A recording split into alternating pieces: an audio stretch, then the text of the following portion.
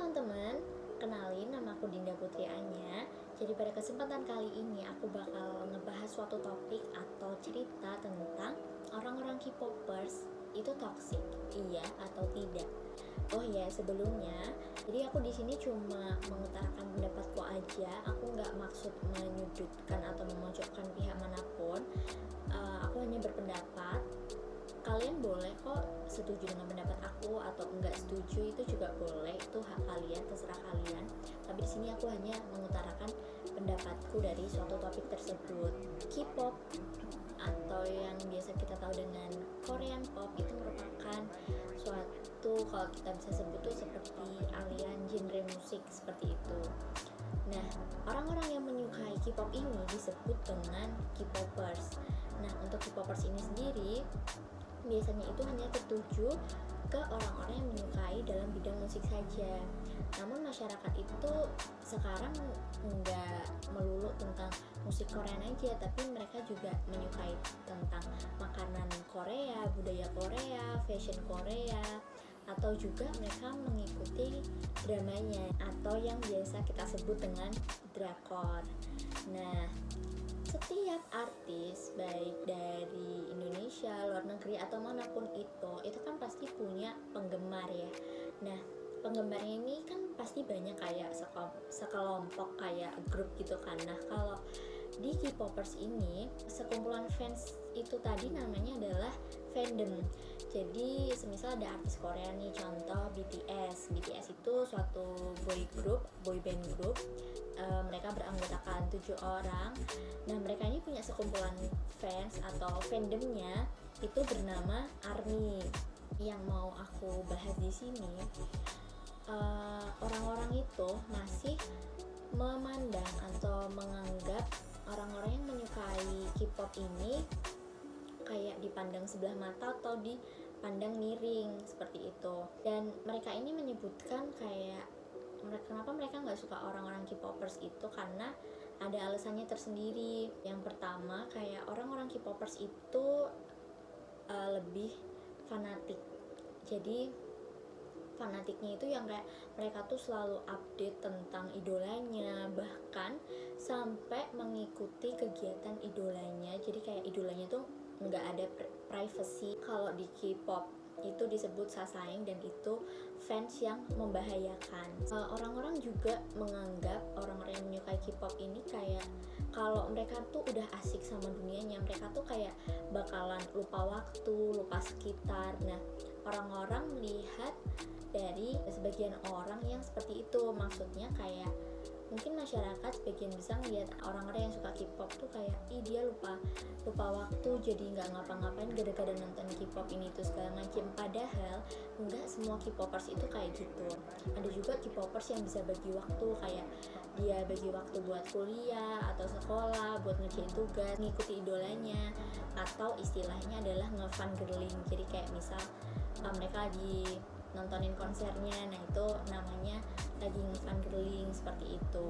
Nah, buat orang-orang yang nggak suka K-pop ini sendiri tuh sebenarnya bisa dibilang haters juga, atau ada juga yang netral. Jadi mereka nggak kayak netral ini dalam artian kayak mereka tuh nggak menjelekkan K-pop juga, tapi juga nggak masuk ke dunia K-pop gitu, atau nggak dengerin genre-genre K-pop, tapi mereka tidak menjelekkan musik-musik K-pop. Nah, itu orang yang netral. Seringkali K-popers sama haters ini kayak ngalamin pertengkaran gitu teman-teman. Bahkan kalau bisa dibilang tuh K-popers kayak powernya tuh kuat gitu loh, kalau bisa aku bilang ya, karena aku sendiri adalah seorang ARMY. Jadi aku penggemar BTS, aku seorang ARMY. Jadi kadang aku suka ngelihat orang-orang yang war seperti itu, dan warnya mereka tuh bukan yang sekedar kayak adu bacot atau apapun itu. Biasanya kan kalau sesama fandom nih, misal kayak ARMY dengan EXO-L, mereka paling bertengkarnya kayak adu prestasi atau apa, enggak. Tapi mereka kayak kadang tuh dengan power mereka yang terlalu kuat, jadi mereka bisa menyalahgunakan itu. Jadi kayak yaudah mereka buat hashtag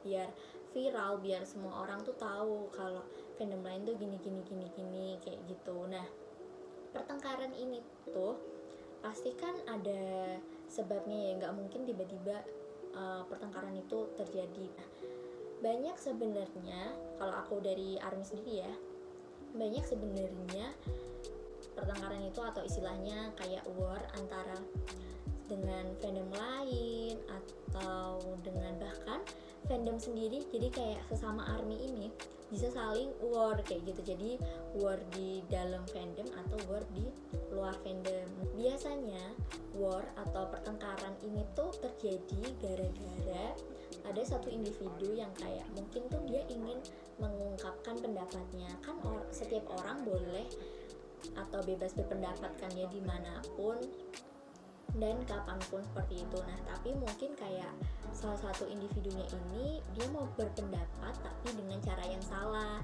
kayak menggunakan kata-kata kasar atau menjelekkan dari artis lain atau fandom lain. Nah, itu biasanya yang menyebabkan terjadinya war antara fandom lain. Nah, kalau war dari dalam fandomnya sendiri ini itu biasanya terjadi antara kayak saling ejek terus berujung jadi makin besar seperti itu. Nah, dari war itu yang menyebabkan orang lain melihat bahwa K-popers ini merupakan orang yang toksik karena mereka ingin menang sendiri. Padahal sebenarnya itu nggak kayak gitu.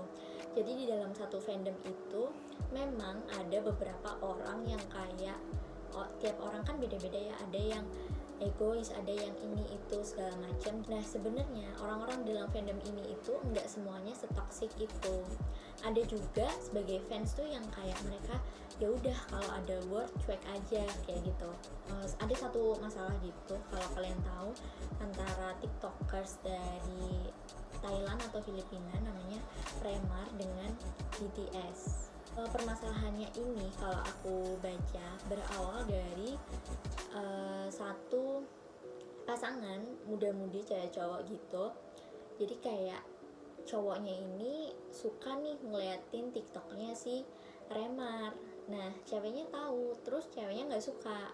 Akhirnya cewek ini ngolok-ngolok si Remar. Terus si cowoknya ini mungkin dia nggak setuju, terus akhirnya cowok ini gantian ngolok-ngolok BTS. Kenapa BTS? Karena si ceweknya ini atau pacarnya ini penggemar BTS seperti itu. Nah, dari situlah muncul satu pertengkaran yang cukup besar sampai antara Remar dengan fans Indo itu dari Indonesia orangnya itu sampai kayak klarifikasi ini itu segala macam, dan itu kan berhubungan dengan BTS. Jadi waktu itu sempat rame banget trending orang-orang Indonesia menghujat BTS plastik, sampai akhirnya si Remar ini membuat pernyataan kalau dia capek dihujat dan akhirnya dia memutuskan untuk nggak aktif di media sosial, dan dia juga minta tolong ke netizen buat kayak nggak ngehujat BTS gitu. Soalnya BTS di sini kan juga nggak salah apa-apa gitu kan ya. Sebenarnya akar permasalahannya kan cuma dari dua sejoli tadi yang kayak mereka tuh sebenarnya punya kesukaan masing-masing, cuma jadi mereka tuh cemburu gitu. Ini tuh sebenarnya war kayak gini tuh munculnya bukan karena fandomnya besar terus jadi toxic, itu nggak seperti itu. Jadi warnya itu malah dari satu individu.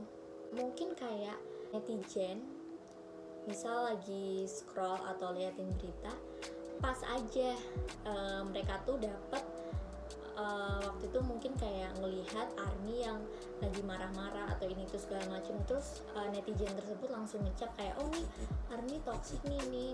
Padahal sebenarnya tuh enggak. Ada beberapa individu yang toxic tapi tuh enggak semuanya kayak gitu. Dan mungkin karena ARMY ini juga fandom besar, jadi langsung dicap kayak semuanya itu toxic, padahal enggak kayak gitu. Nah, pada saat kasus Remar itu, jadi ada salah satu teman aku yang up tentang BTS plastik seperti itu. Dia kayak upload story seperti itu, terus Waktu itu aku belum tahu ceritanya seperti apa, jadi aku iseng nanya ke teman aku kayak, ini kenapa, masalahnya apa, kayak gitu. Terus dia jawab, aku nggak tahu, aku hanya ikut-ikutan. Nah, jadi kayak bisa dilihat kalau sebenarnya war ini nggak bakalan besar kalau nggak ada orang yang jadi provokasi buat menghujat satu sama lain, atau kayak dari diri sendirinya tuh nggak kayak kepo kayak aku pengen ikut biar viral ini tuh segala macam kayak gitu. Terus teman aku gantian nanya ke aku, kamu nggak komen masalah ini? Terus aku cuma jawab, enggak, dosen aku ngajarin aku jempolmu harimaumu. Jadi kalau kita nih udah masuk di dalam dunia digital, jejaknya itu bakal susah banget hilang. Jadi aku selama jadi fans itu aku lebih baik kayak yaudah aku diem aja, aku berpendapat tapi ke teman-teman aku aja, nggak sampai menyebar luas, nggak sampai ke orang lain yang nggak aku kenal, nggak kayak gitu. Jadi aku lebih baik keep untuk diriku sendiri dan jadiin pembelajaran kayak oh kita tuh harus kalau ada masalah ya udah dihadapi, dibalasnya dengan sopan seperti itu, enggak dengan yang kasar, dengan menghujat satu sama lain, enggak kayak gitu. Nah, sebagai perbandingan nih antara K-popers dengan yang tidak K-popers, jadi aku punya temen juga, dia itu suka dengan artis barat. Nah, aku tanya ke dia kayak, kalau orang-orang yang suka artis barat itu sama nggak sih sebenarnya sama kayak K-popers? Dia jawabnya sama. Dan kebetulan circle-nya dia emang yang kayak cuek untuk masalah war. Bukan maksudnya enggak peduli, cuma daripada memperkeruh suasana dan nama kita jadi jelek, jadi better kita diem aja. Kalau dari yang aku tangkap antara fans yang K-popers tadi dengan yang non K-pop, sebenarnya mereka itu sama aja. Maksudnya memang ada beberapa individu di dalamnya yang toksik, tapi mungkin kadang ada yang terlihat, kadang ada yang tidak terlihat seperti itu. Jadi kayak timingnya aja, mungkin waktu kemarin atau waktu sebelum-sebelumnya fans K-pop itu yang selalu kena terus karena mereka terlihat. Jadi isunya semakin besar dan akhirnya menyebar luas. Jadi fans K-popers itu enggak semuanya toksik. Ada juga mereka yang baik, yang ramah, bahkan ada juga para fans yang berprestasi. Enggak hanya K-popers aja, tapi semua fans artis-artis di luar sana. Kalau menurut aku sendiri, toksik itu bukan karena suatu fandomnya, tapi dari masing-masing individunya, dan tinggal kita sendiri yang melihat. Kayak kalau misal ada satu individunya yang menurut kita itu toksik, ya sudah, berarti itu bukan salah dari fandomnya, tapi itu memang dari individunya yang mungkin kayak kurang sopan, jadi menyebabkan dia toksik seperti itu. Jadi sekali lagi aku tegasin bahwa enggak semua K-popers itu anaknya toksik, tapi itu tergantung dari masing-masing individunya aja, seperti itu. Pesan terakhir dari aku, kita sebagai individu atau makhluk sosial pasti kan semuanya punya gadget nih, punya internet, punya media sosial. Nah, kita harus bijak dalam menggunakan media sosial tersebut. Gunakan untuk hal-hal positif dan jangan gunakan untuk hal-hal negatif seperti itu. Dan dari media sosial pun kita harus bisa menyaring mana hal yang baik untuk kita dan mana yang buruk untuk kita. Hal baik kita tangkap dan hal buruk kita singkirkan. Kalian boleh setuju, boleh enggak setuju, atau boleh kasih saran, boleh kasih masukan untuk aku. Maaf juga kalau ada pihak-pihak yang aku sebutkan mungkin merasa tersinggung atau seperti apa, aku minta maaf. Aku di sini hanya berpendapat. Sekian mungkin pendapat dari aku. Terima kasih buat kalian yang udah menonton. Sampai jumpa di video selanjutnya. Terima kasih.